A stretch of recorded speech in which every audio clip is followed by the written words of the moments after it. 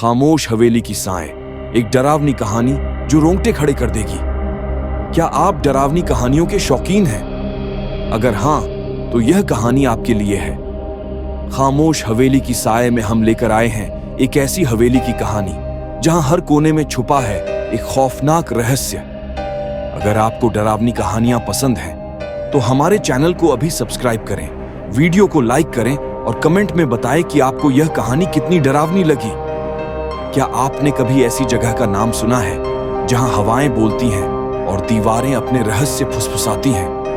यह कहानी है एक ऐसी हवेली की जो सालों से खामोश खड़ी है, लेकिन उसकी खामोशी में छुपा है एक खौफनाक सच। मेरा नाम सतीश है। मैं एक फोटोग्राफर हूं जो पुरानी सुनसान जगहों की तस्वीरें खींचने का शौकीन है। कुछ महीने पहले मुझे एक दोस्त ने बताया कि शहर से 50 किलोमीटर दूर एक पुरानी हवेली है, राणा हवेली। लोग कहते हैं कि वहां कोई नहीं जाता, वहां की हवा में कुछ अजीब सा है। कुछ लोग कहते हैं कि हवेली में कोई रहता है, कोई ऐसा जो अब इस दुनिया का नहीं है। मैंने इसे एक मौका माना। अपनी कैमरा किट और थोड़ा सा उत्साह लेकर मैं उस हवेली की ओर निकल पड़ा। शाम के 5 बज रहे थे, सूरज ढल रहा था और आसमान में लाल रंग की छता फैल रही थी। हवेली का लोहे का गेट जंग से भरा था। जैसे ही मैंने उसे धक्का दिया, एक ठंडी हवा का झोंका मेरे चेहरे से टकराया। रोके, सनसनाहट का साउंड इफेक्ट। अजीब सी ठंडक थी उस हवा में। हवेली की दीवारें टूटी फूटी थीं और खिड़कियों के शीशे धूल से अटे थे। मैंने अपने कैमरे से कुछ तस्वीरें खींची, लेकिन हर तस्वीर में कुछ अजीब सा दिख रहा था, जैसे कोई साया मेरे पीछे खड़ा हो। मैंने पलट कर देखा, कोई नहीं था। मैंने हवेली का दरवाजा खोला। लकड़ी की चरमराहट ने मेरे दिल की धड़कन तेज कर दी। चरमराहट का साउंड इफेक्ट। अंदर अंधेरा था और हवा में सड़ांत की बू थी। मैंने अपनी टॉर्च जलाई। रोशनी में धूल के कण तैरते दिखे। मैंने एक पुराना चित्र देखा जो दीवार पर टंगा था।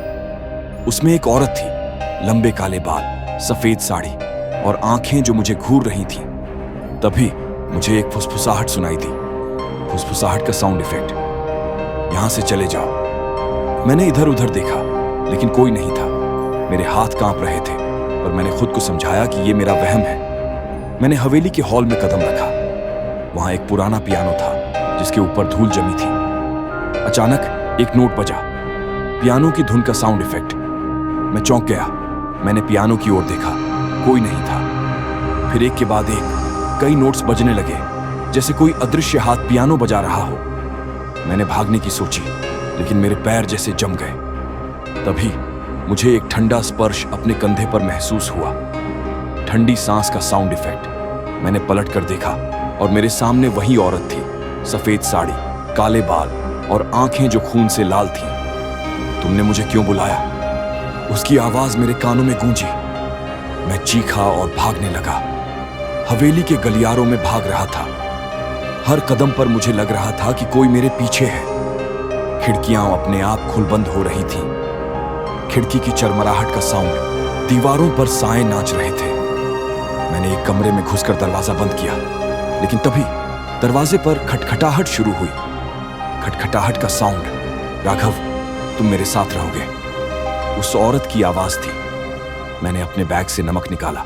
मैंने सुना था कि नमक भूतों को दूर रखता है। मैंने दरवाजे के पास नमक की रेखा खींची। खटखटाहट रुक गई, लेकिन तभी कमरे की छत से एक ठंडी सांस मेरे चेहरे पर पड़ी। किसी तरह मैं हवेली से बाहर निकला। मेरा कैमरा पीछे छूट गया था।